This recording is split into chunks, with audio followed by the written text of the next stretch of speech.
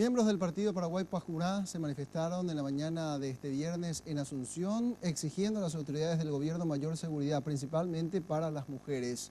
Les resulta sumamente preocupante el hecho de que en los primeros días de este año se hayan reportado 7 muertes de mujeres a manos de su pareja o expareja. Una por cada 4 días es el promedio de fallecimientos de mujeres en circunstancias violentas en lo que va del 2017.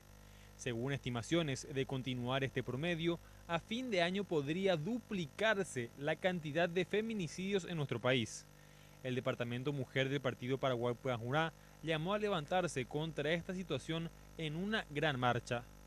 El Partido Paraguay Pajurá o una larga marcha a diferentes departamentos del país, la columna este, la columna norte, el 6 de febrero.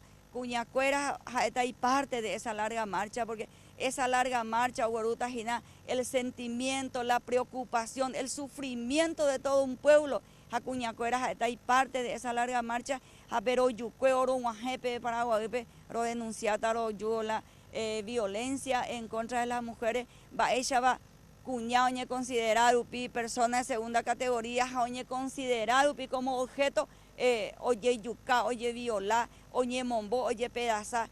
Expresó que si bien existen leyes que protegen a las mujeres, no son más que papeles. Ore, rontende por ahí de que las instituciones del Estado, dorecoy ni la más mínima interés, mientras que jacuera, coa con situación o sufrir cuñacuera y namba es jacuera la oyapoa, o distrae con enmienda, con reelección.